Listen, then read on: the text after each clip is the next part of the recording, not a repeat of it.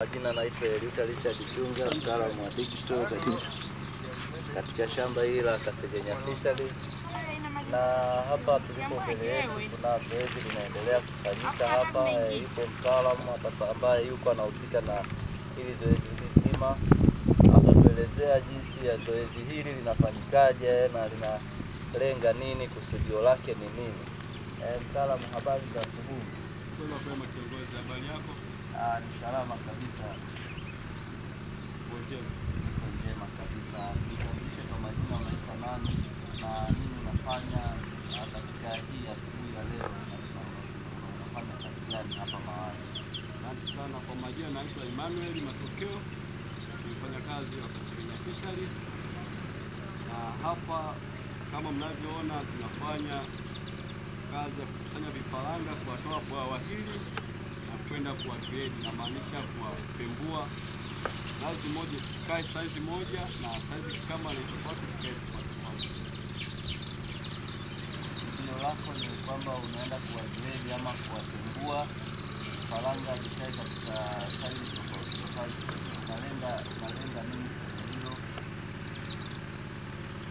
Katika hilo maana kufanya grade ni maana yake ni kutofautisha size. Kisha maana kutofautisha size inakuwa rahisi kwako kujua uzito wa vifaranga na kujua vifaranga viko vingapi katika ile size. Ndio, labda kwa hivi vifaranga vinavyoonekana hapa mbele yetu vina muda gani? Hivi vifaranga vinavyoonekana hapa vina almost mwezi mmoja na siku 8. Mwezi mmoja na siku 8. Can you show us, unaweza kutuonesha inafananaje? Ndio, naweza kuonyesha tunavyofanya. Hii ni split na tota, ukishachota hivi ndio vifaranga vyetu. Kama mnavyoona hivyo vina uzito gani? Hivi size hapa vina 0.4 gram. Wow, samaki ni wazuri, vifaranga wanaonekana ni wazuri kabisa. Hiyo ni hii. Na kwa vifaranga kama hivyo bei yake elekezi katika shamba hili la Kasegenya Fisheries kama unafahamu ama ufahamu?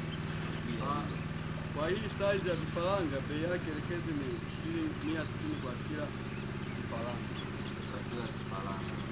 Na hivi ni aina ipi? Maana kuna wengine wanafuga vifaranga aina moja tu ya monosex, wengine wanalenga mixed.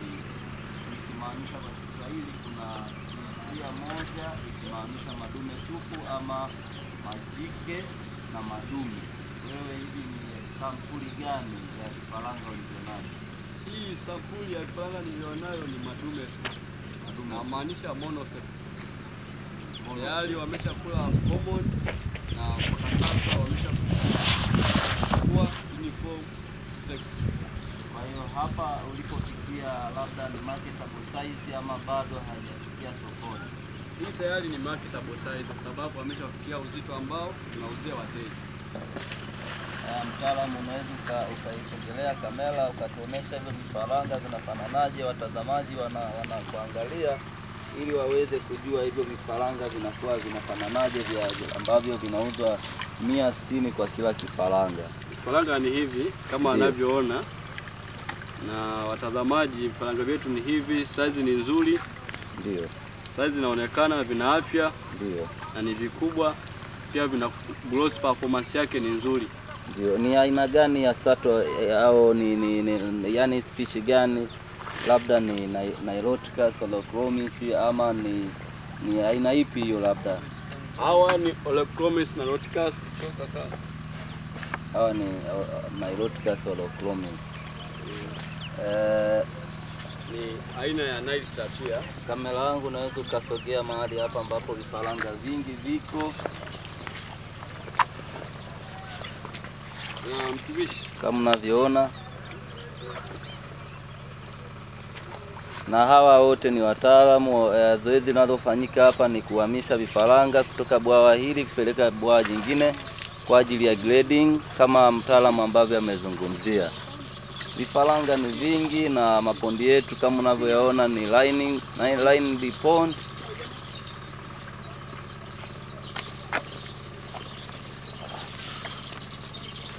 zoezi zima la kuhamisha vifaranga katika hili bwawa kupeleka bwawa jingine kwa ajili ya kugrade kama mtaalamu ambavyo amesema. Niwashukuru sana watazamaji wangu. Mimi kwa majina naitwa Eliuta Richard Chunga, mtaalamu wa digital katika shamba hili la Kasegenyaa Fisheries. Niwatakia asubuhi njema na maandalizi mema ya siku. Asanteni sana kwa kunisikiliza.